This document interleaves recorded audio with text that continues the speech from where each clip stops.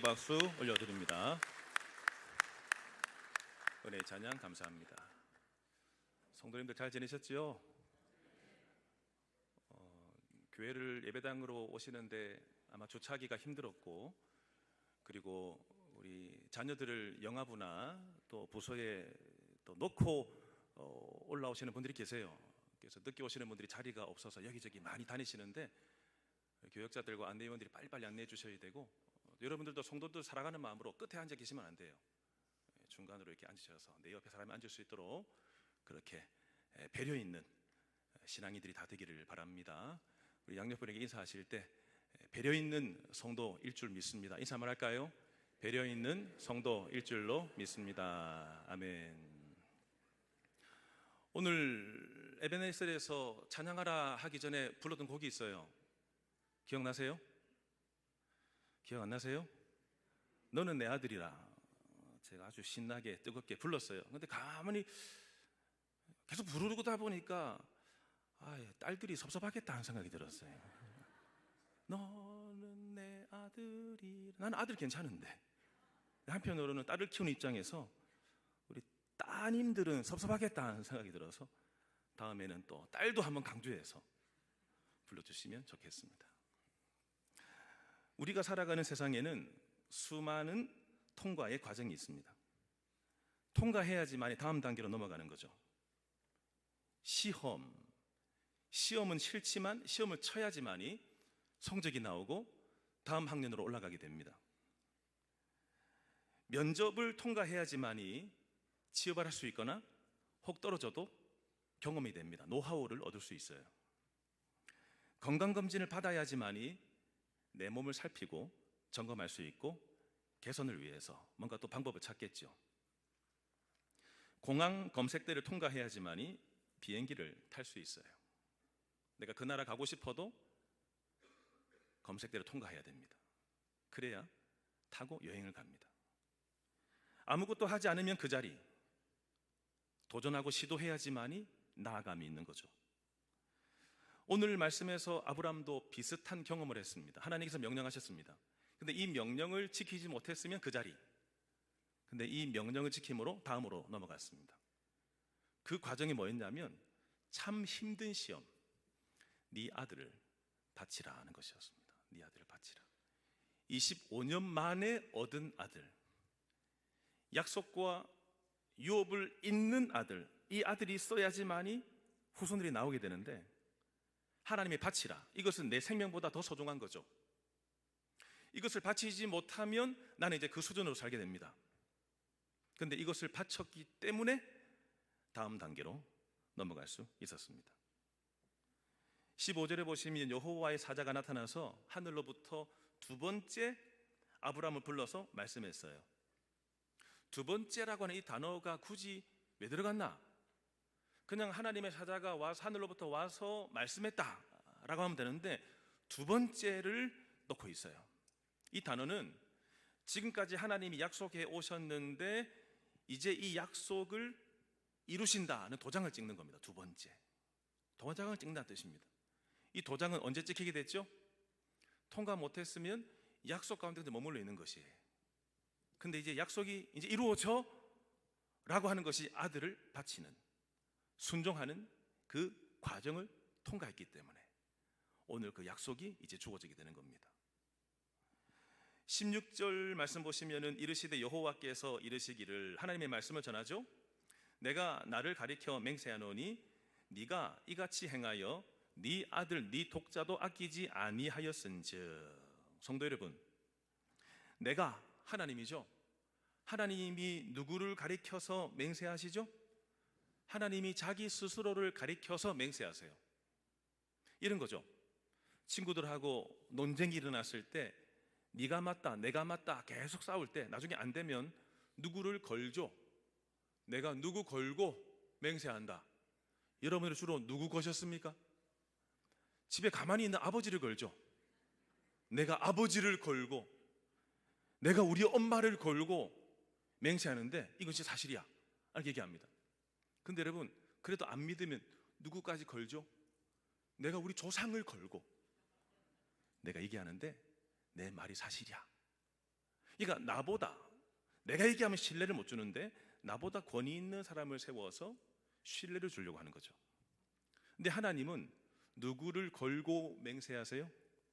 자기를 걸고. 왜요? 왜 자기를 거셨을까요? 히브리서 말씀에 의하면 하나님보다 높은 존재가 없어서, 하나님보다 위대한 존재가 없어서, 하나님이 지금 내가 이거 이제 이룬다, 이것을 믿게 하시기 위해서 자기 자신을 거는 것입니다. 자신을 걸고 맹세하시는 거죠. 하나님이 왜 이렇게까지 맹세하게 되셨습니까? 이유가 뭡니까? 네가 이같이 행하여 라고 되어 있습니다. 자, 여러분, 하나님의 맹세를 받는 지경까지 오셨습니까? 여기까지 가기 위해서 뭐가 있어야 된다고요? 네가 이렇게 행하여. 뭘 행했습니까? 16절 말씀에 네 아들, 또 반복해서 강조합니다. 네 독자, 네 유일한 하나밖에 없는 아들을 어떻게 했다고요? 아끼지 않았다는 것입니다. 누구에게? 하나님에게 아끼지 않았다. 아브라함의 순종과 신뢰, 유일한 아들을 드릴 수 있는 정도의 네가 이제 이르렀구나를 인정해 주신 겁니다. 아브라함은 이제 이 믿음은 평범한 수준을 넘어서서 하나님만을 전적으로 신뢰하는 단계까지 나아갔구나.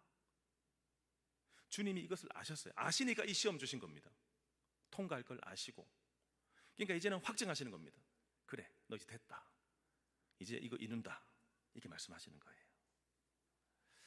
하나님은 그동안의 약속을 맹세로서 이제 확증하시면서 17절, 18절인데요. 예전에 약속하셨던 내용의 반복이지만 이거는 약속에 머물러 있는 것이 아니라 이제 이룬다는 것이에요. 이제 이룬다. 그래서 나라들 간에 무역 협정을 맺거나 협상을 맺을 때 계속 말이 오고 갈 때는 아직까지 달라질 수 있어요.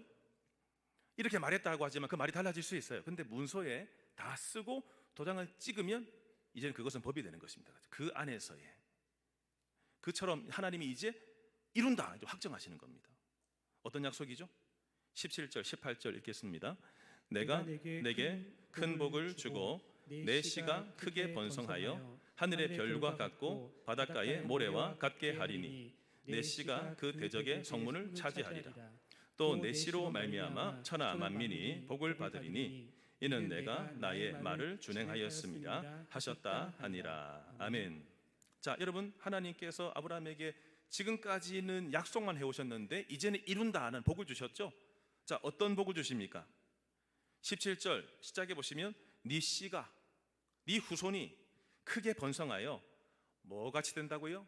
하늘의 별, 바닷가의 모래알처럼 많아진다는 것입니다. 그래요. 그리고 두 번째는요, 어떤 복을 주십니까? 내 씨가 그 대적의 성문을 차지하리라 라고 되어 있습니다. 차지하리라. 성문이라고 하는 것은 고대 근동지방에서는 권력을 상징합니다. 통치를 상징하고 있습니다. 그러니까 성문은 힘이 있는 자리예요. 근데 네 후손들이 힘 있는 자리를 차지하게 되는데 대적의 성문, 이 성문을 차지한다라고 하는 것은 망가뜨린다, 무너뜨린다, 파괴한다는 뜻이 아닙니다. 세상은 차지하면 망가뜨립니다. 그렇죠? 내 거라고 이름을 쓰고. 근데 그리스도인들, 성경에서 말씀하시는 차지한다라고 하는 것은 멸절시키는 공격이 아니라 하나님의 생명을 나누어주는 공격을 말합니다. 하나님의 의가 이루어지게 하는 삶을 통해서, 하나님의 공의가 성취되게 하면서 하나님께서 그 사무실이, 그 가게가, 그 가정이, 우리의 학교가, 우리가 살아가는 이 동네가 하나님 대적에게 뺏기신 이 땅이 아니라 대적의 성문을 차지하게 하시면서 하나님의 능력이 통하는 이 지역, 하나님의 의가 세워지는 이 지역, 거짓과 모든 파괴가 끊어지는 하나님의 정의가 이루어지는 지역과 공간이 되게 하신다. 누구를 통해서요? 너희의 후손들을 통해서. 어떻게 이것을 이룰 수 있습니까? 그리스도인들이 타도한다고 해서 이런 나라가 임합니까? 주님이 어떻게 사셨습니까? 그리스도인들이 양보하면서, 그리스도인들이 희생하면서, 그리스도인들이 자기를 부인하면서 주님의 나라를 이룰 수 있다. 대적의 성문을 차지한다. 이렇게 말씀합니다. 우리는 기독교인들로서 싸움 닭이 되지 않기를 바랍니다. 주님의 온유함과 온순함을 배워서 그리스도인들을 통해 세상에 하나님 나라와 그 미덕이 흘러가기를 주님의 이름으로 축원합니다. 더 나아가서 이 씨는 뭘 말할까요? 17절 말씀 다시 보시면 시작에 내 씨라고 되어 있고 17절 뒤에도 내 씨라고 되어 있고 또 우리가 살펴볼 18절에도 내 씨가 나와요. 후손은 후손이지 왜 씨라고 표현을 하셨을까요? 그리고 이 씨는 결국 어디까지 이어지는 씨일까요? 씨앗이 심어지게 되면 반드시 열매를 맺게 되겠죠? 근데 아브라함 시대에만 열매 맺는 것이 아니라 이것이 이삭의 시대에도, 이것이 야곱의 시대에도, 이것이 이스라엘의 온 시대에도, 그리고 앞으로 들어서게 될 다윗의 시대에도, 다윗을 통해서 또 누가 나시게 되지요?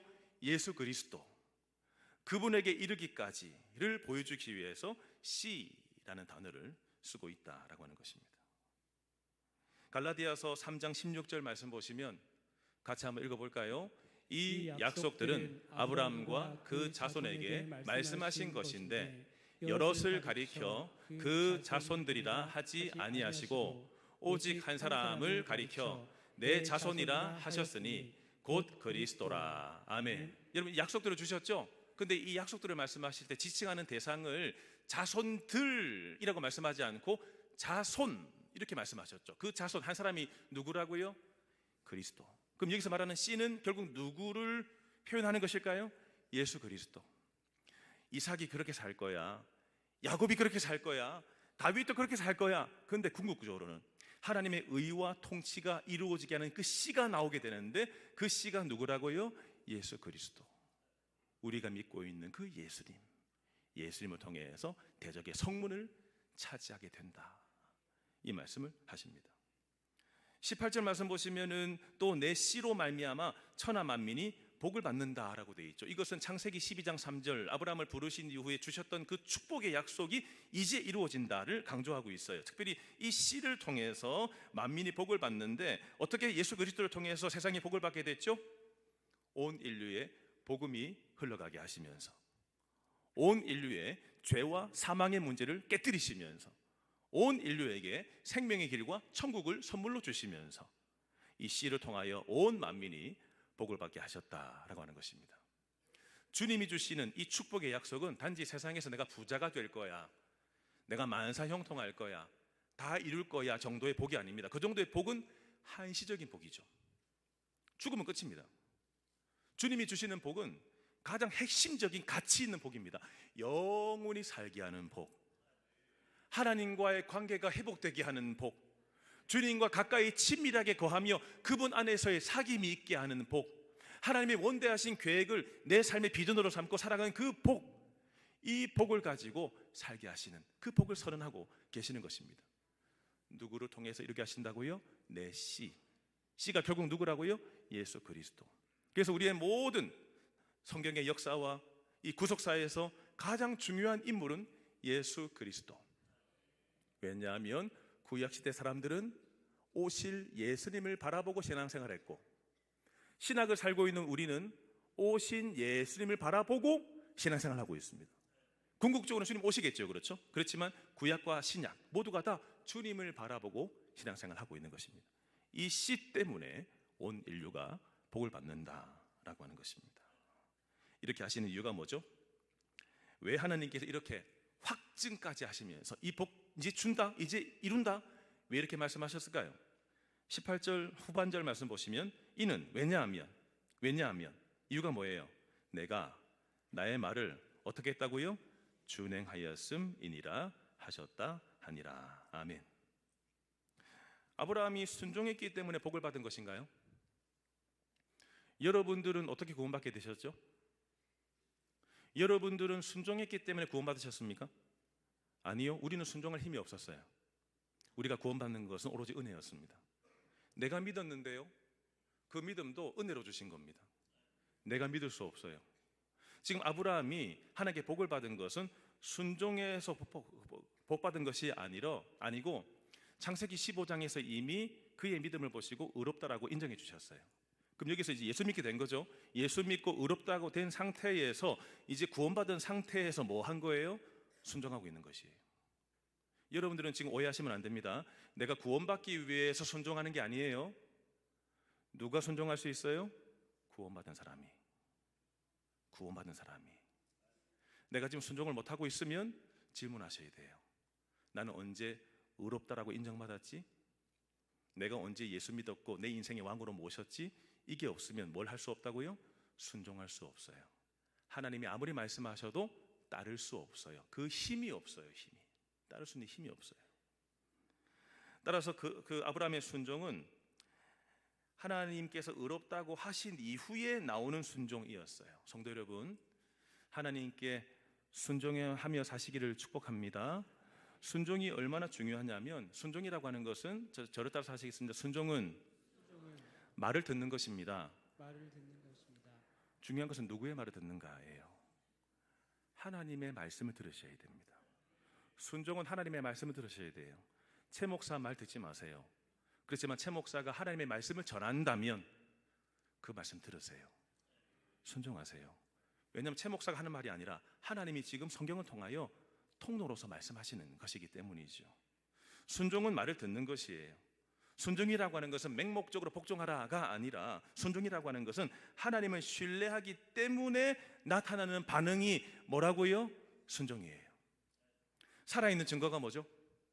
살아있는 분과 돌아가신 분의 차이가 뭐죠? 호흡이죠. 호흡. 숨을 쉬는가에 차이입니다. 사람이 쓰러져 있을 때 코에 손가락을 대보잖아요. 호흡이 있는가 없는가. 얼마 전에 제가 보니까 거기 어디죠? 물고기 밑에 그 조개 줍고 하는 그 뭐라고 하죠? 죄송해요. 자꾸만 기억이 안 나요. 해녀. 해녀에게 물숨이 중요하대요. 물숨. 들어보셨어요? 물숨이라고 하는 것은 물속에 들어가서 자기가 이제 쉴 수 있는 정도의 숨을 물숨이라고 해요. 몇 초 참을 수 있는 가죠. 근데 해녀분들이 쭉 바다 밑에까지 들어가서 뭐 조개 줍고 뭐 해삼 줍고 막 하는데 물숨이 다 찼어요. 그럼 빨리 이제 올라와야 되죠. 근데 그때 큰 전복이 보인대요. 전복이. 그래서 이거 하나만 내가 숨 좀 더 쉴 수 있겠네 해서 내려가다가 돌아가실 분이 많다는 거죠. 그러니까 자기의 물숨이 어디까지인가 알아야 된다.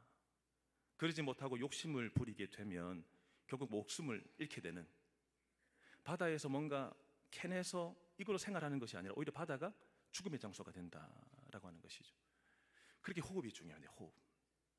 죽은 사람은 호흡이 없어요. 살아있는 사람은 호흡을 하게 됩니다. 내가 살아있는 증거가 호흡. 내가 하나님과 관계가 돈독하다, 내가 구원받았다, 증거가 뭐라고요? 순종. 순종은 있어도 되고 없어도 되는 것이 아니라 순종은 신자에게 필수다. 하나님의 말씀이 내 삶의 생명이다 라고 하는 것이죠. 순종은 믿음이 있음을 드러내는 증거예요. 야고보서 2장 22절 세 번역으로 같이 읽어볼까요? 그대가 보는 대로 믿음이 그의 행함과 함께 작용한 것입니다. 그러므로 행함으로 믿음이 어떻게 됐다고요? 우리의 믿음이 뭘로 완전하게 됐다고요? 행함으로. 그럼 하나님의 말씀에 순종하는 것이 중요해요? 중요하지 않아요? 중요해요. 순종은 내 믿음을 완성하는 것이에요. 순종은 하나님과의 관계가 어떤지를 드러내요.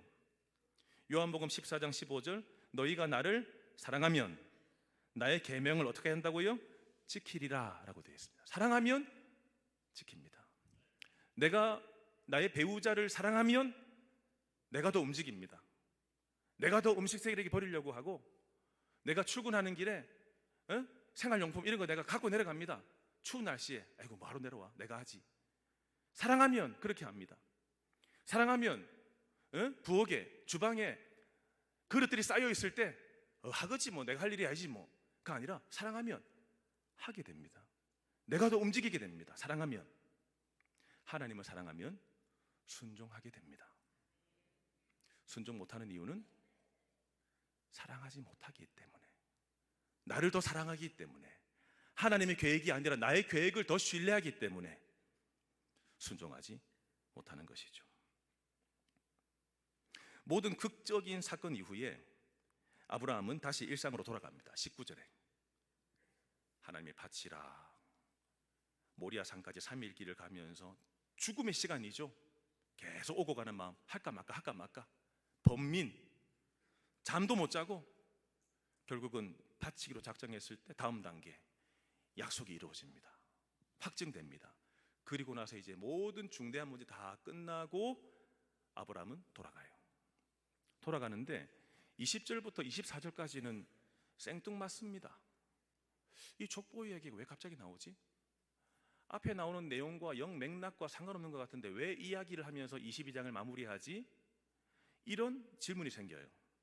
근데 여러분, 이 족보 이야기는 굉장히 중요한데 아브라함의 형제 나홀이 누구누구를 낳았다라고 말하는데 굉장히 우리가 익숙하게 알고 있는 이름이 나중에 나옵니다.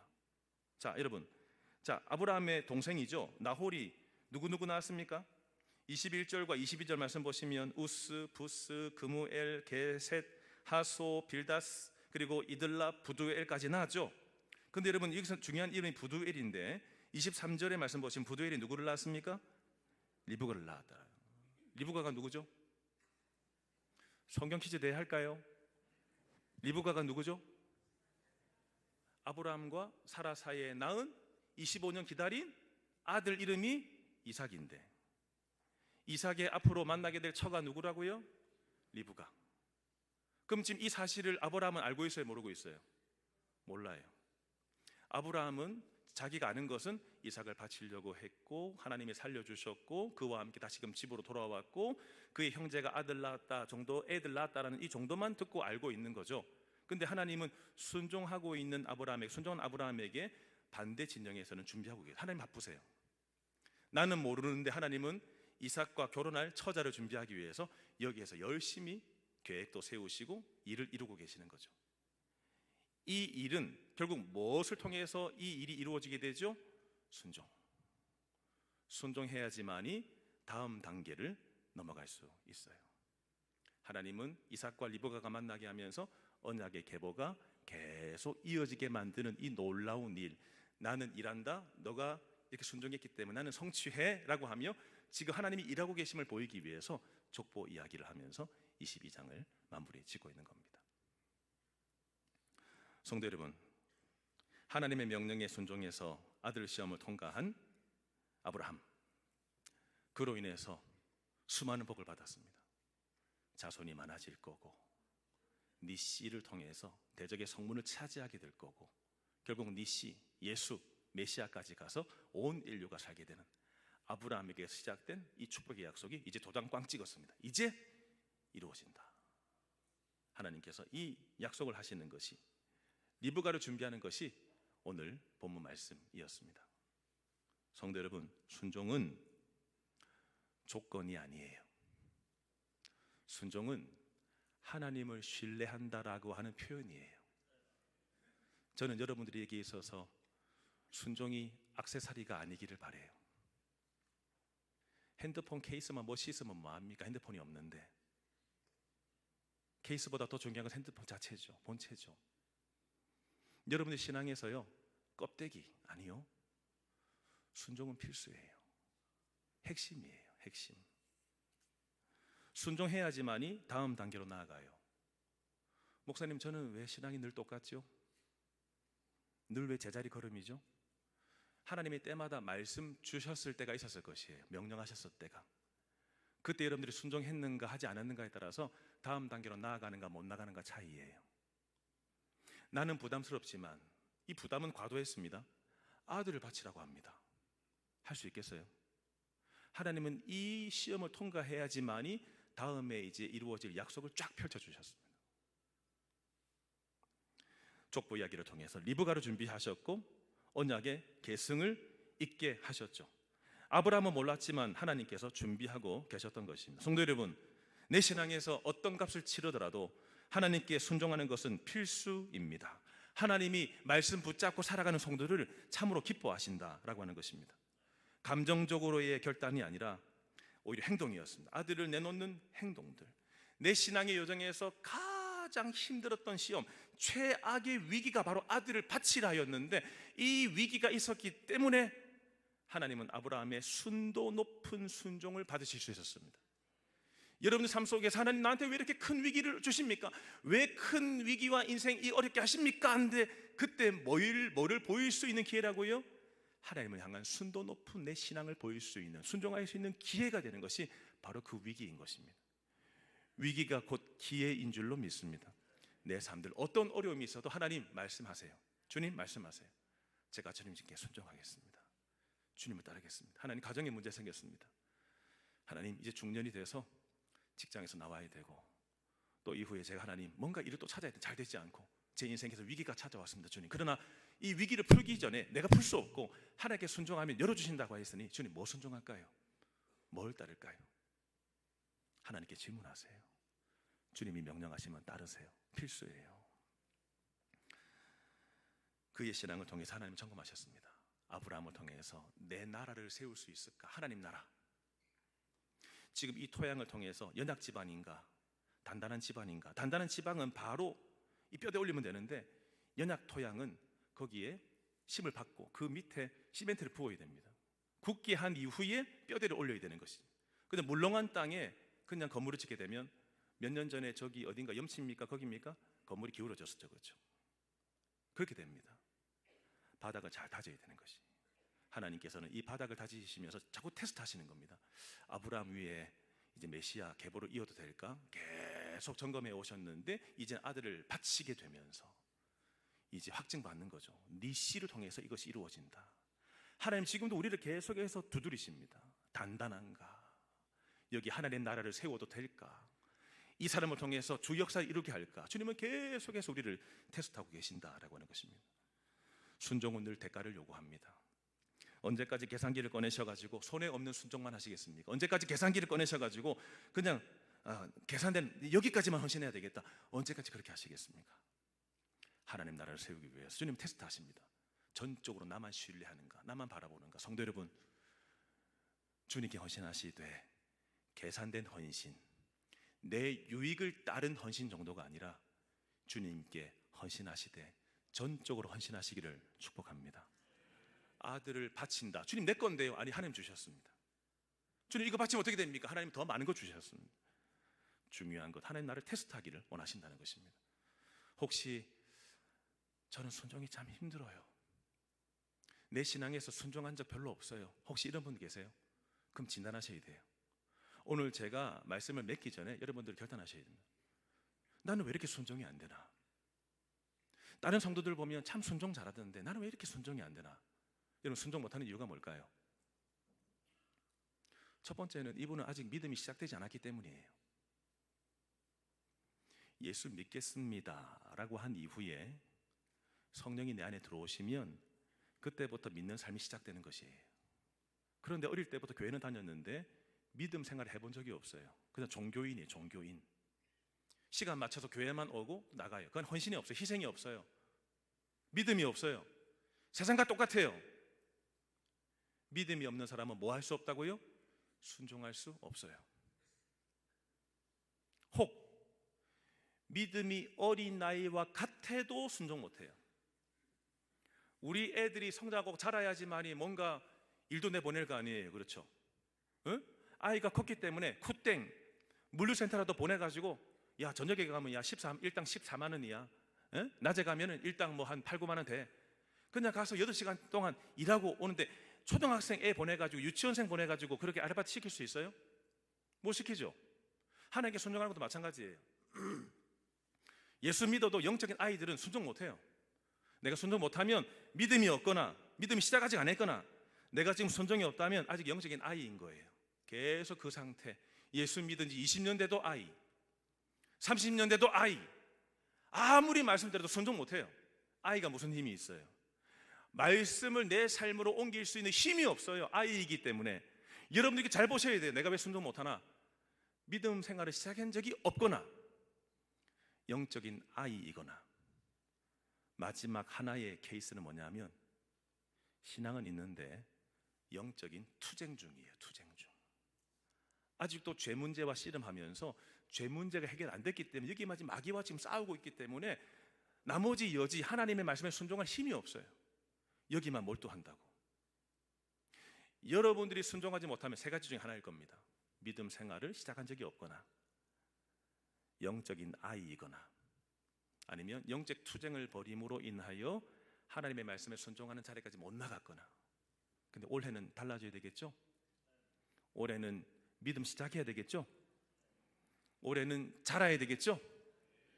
올해는 마귀 사탄 부수고 하나님 나라를 세우는 일에 함께 동참해야 되겠죠? 순종의 삶은 필수입니다. 생각만 하지 마시고 말씀 앞에서 믿음의 선택을 합시다. 두 개 중에 하나는 내가 바라는 거, 세상이 바라는 거, 하나는 하나님이 바라시는 거. 언제까지 이것만 택하고 사시겠어요? 그러니까 여러분 주역사 못 보는 거예요. 계속해서 하나님이 두들기시는데 너는 아직 연약 집안이구나, 건물 못 세우겠다, 하나님 나라 못 세우겠다, 계속 그렇게 되는 것입니다. 이제는 단단한 토양을 이루셔서 하나님의 확증받는 것이에요. 내가 이제 너 위에 하나님 나라를 세우겠다. 이 교회 위에 하나님 나라를 세우겠다. 이 교회를 통하여 성도들을 통해서 가정에 천국이 임하게 하겠다. 하나님 역사를 보는 한 해 되기를 바랍니다. 혹여나 너무 낙심절망하여 지쳐서 쓰러져도 어디를 향해 쓰러져야 될까요? 순종이라고 하는 이 표대를 향해서 그 앞으로 쓰러지시는 거예요. 그래야지만 일어나야지, 일어났을 때 또다시 글로 갈 수 있는 것이. 순종의 반대로 쓰러지지 마세요. 순종을 바라며 쓰러지세요. 다시 누가 일으켜 세워주시죠? 하나님께서 그의 공동체 원들을 통해서 그들을 일으켜 세워주실 줄 믿습니다. 하나님께 순종하여 여러분들의 가정과 삶들 가운데 주님의 나라가 세워지기를, 하나님께 순종해서 여러분들과 여러분들의 여러분들의 후손들을 통해서 온 만민이 예수 복음 듣고 천국으로 이사 오기를 주님의 이름으로 축원합니다.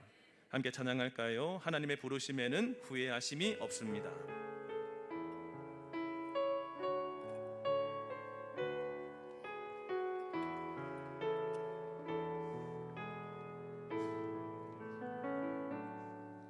하나님의 부르심에는 후회하심이 없네. 내가 이 자리에 선 것도 주의 부르심이라. 하나님의 부르심에는 결코 실수가 없네.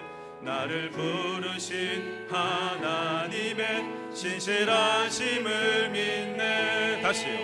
하나님의 부르심, 하나님의 부르심에는 후회하심이 없네. 내가 이 자리에 선 것도 주의 부르심이라. 하나님의 부르심에는 결코 실수가 없네. 나를 부르신 하나님의 신실하심을 믿네. 날 부르신 뜻 내 생각보다 크고 날 향한 계획 나의 지혜로 측량 못하나. 가장 좋은 길로 가장 완전한 길로 오늘도 날 이끄신 믿네. 작은 나를 부르신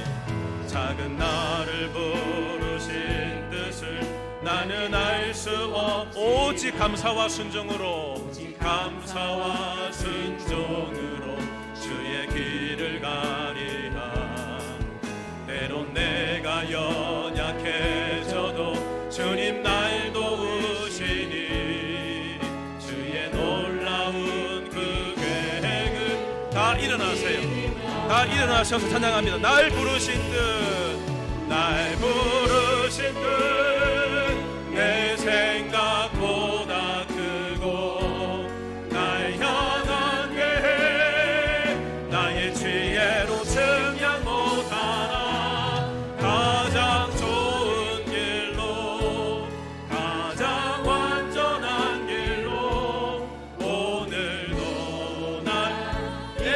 부르심이 주님 나를 부르셨지요. 날 부르신 듯 내 생각보다 크고 날 향한 계획 나의 지혜로 측량 못하나 가장 좋은 길로 가장 완전한 길로 신실하신 주를 찬양해. 성도 여러분 잘 들으세요. 창세기는 50장까지 있어요. 그런데 하나님이 12장에서 아브라함을 부르셨어요. 그리고 22장까지 살폈어요. 이제 다음 장 23장 넘어가면 사라가 죽습니다. 그리고 사라를 묻을 막벨라 굴을 구하게 돼요. 24장에 딱 넘어가면은 이삭의 철을 구하는 장면이 나와요. 그리고 25장에 가면 아브라함도 죽어요. 12장부터 25장까지 왜 이렇게 긴 장을 할애해서 아브라함의 인생을 다룰까요? 하나님의 믿음의 여정을 보이고 싶으신 겁니다. 믿음의 여정 속에서 순종해야지만이 그 다음 단계가 이어진다라고 하는 것을 보이시기 위해서 50장 중에 아주 긴 장을 할애해서 순종을 강조하고 계시는 거예요. 지금까지 교회만 다니셨다면, 순종이 없이 교회만 다니셨다면 죄송해요, 믿음 시작 안 하신 거예요. 죄송해요, 영적인 아이였던 거예요. 죄송해요, 그냥 투쟁만 하고 있었던 거예요. 오늘 결단합시다. 하나님, 제 삶에 순종은 조건이 아니고 필수인 줄로 믿습니다. 주님 말씀하옵소서. 주의 종이 듣고 이행하겠나이다. 함께 기도하시겠습니다. 하나님 아버지, 오늘 말씀 듣고 함께 나눕니다. 함께 기도합니다. 주여 함께하여 주시옵소서. 아브라함의 인생, 아브라함의 신앙 여정, 아주 긴 장을 보이시면서 아브라함이 어떻게 부름받았고, 아브라함이 어떻게 넘어졌고, 아브라함이 어떻게 시험을 통과했고, 여기까지 아브라함이 어디까지 왔는지, 내가 살아오다 보니까 나의 배우자를 잃어버리고, 내가 살아오다 보니까 하나님이 나도 죽고, 그렇지만 그 과정 가운데 순종하며 나아갔을 때 주 역사를 보면서 그 씨앗이 계속해서 이어지게 하셨던 것처럼 주여 순종하는 성도 되기를 바랍니다. 믿음을 시작하기 바랍니다. 영적인 청년과 영적 장년이 되기를 바랍니다. 주여 영적 추종에서 싸워 이겨 순종의 자리에 옮겨가고 싶습니다. 더 이상 하나님이여 껍데기 신앙을 벗어버리게 하여 주시옵소서. 종교인에서 벗어나게 하여 주시옵소서. 믿음을 시작하게 하여 주시옵소서.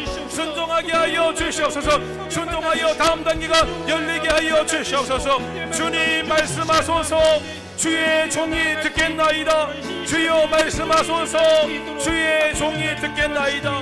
하나님께 신실하게 순종하며 나가게 하여 주옵소서. 날 부르신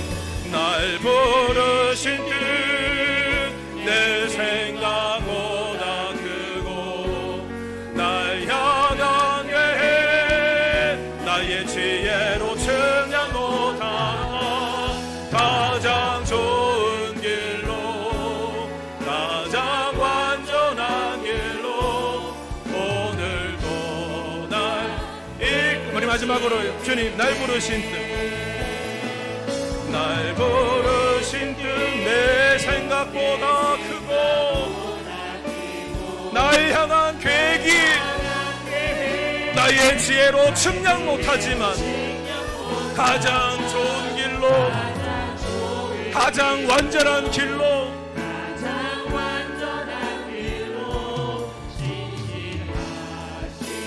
주를 찬양해. 아브라함의 인생에서 신앙 여정에서 최악의 위기를 만났습니다. 아들을 바치라. 최악의 위기를 만났습니다. 그렇지만 동시에 아브라함 자신의 신앙을 최고의 순도를 보여줄 수 있는 기회도 되었습니다. 언제까지 다시 애굽으로 돌아가려고 하겠습니까? 언제까지 광야만 맴돌겠습니까? 하나님이 명하신 가나안으로 들어가게 하여 주시옵소서. 영적 싸움을 이행하게 하여 주옵소서. 순종하게 하여 주시옵소서. 순종하여 그동안 성경에서만 기록된 약속들이 성도들의 삶들 가운데 이행될 수 있도록 우리 주님이 스스로를 가리켜 맹세하셨으니 확증시켜 주시옵소서.